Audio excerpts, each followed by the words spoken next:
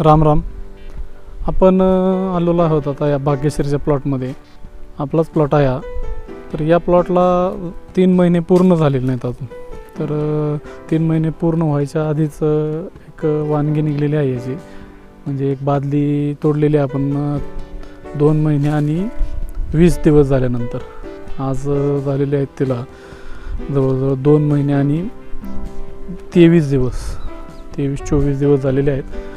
तर शेती परवडत नाही किंवा शेतीत काही नाही हे म्हणणाऱ्यांसाठी हा प्लॉट मी दाखवत आहे. कारण या भाग्यश्रीला जर आता 60 रुपये जरी रेट मिळाला तरी बऱ्यापैकी पैसे आपल्याला मिळतील. तर हे शक्य होतं, पण ते कसं तर थोडंसं कष्ट आणि बाकी नियोजन, खत नियोजन म्हणा किंवा पाण्याचं. तर या प्लॉटला पाणी मध्ये कमी पडलं होतं. मध्ये पाणी पुरंदर उपसा हे बंद होता, त्यामुळं 3-4 दिवसांनी पाणी मिळायचं. पण मल्चिंग पेपर असल्यामुळे तर एवढी काय अडचण आली नाही त्याला. तर आता ही झाडं माझ्या मांडीच्या वरती गेलेली आहेत. तर मल्चिंगचा जर खर्च केला तर पीक चांगलं येतं, हे एक या पिकावरून लक्षात आलं आहे. जानेवारीच्या पहिल्या आठवड्यातली लागण आहे. गेल्या वर्षी आपण याच दिवसात लावली होती भाग्यश्री.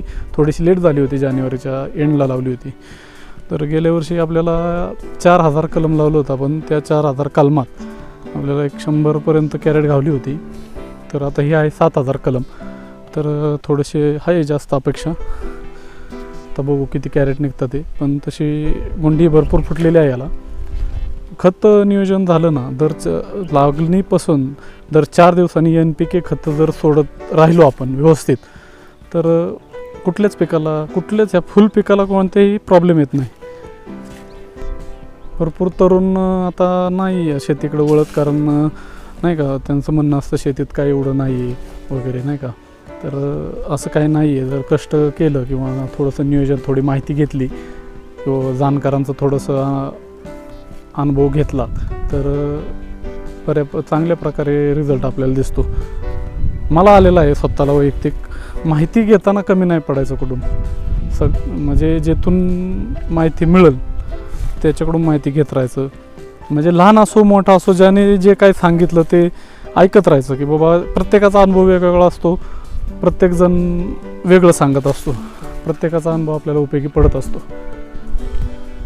तर असंच एक कष्ट. आणि आपण या प्लॉटसाठी आधी या प्लॉटमध्ये बकरी बसवून घेतली होती. बकरी बसवल्यानंतर बेड पाडून बेडमध्ये कोंबड खत आणि शेणखत आणि बेसळ डोस म्हणजे निंबोळी पेंड वासून अजून रासायनिक काही खतं असतील ते सोडली होती, भरली होती.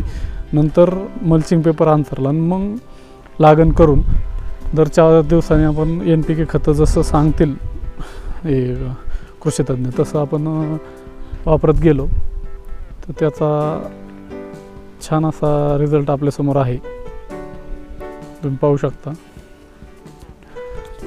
केलं ना तर होतं, म्हणजे केलं पाहिजे.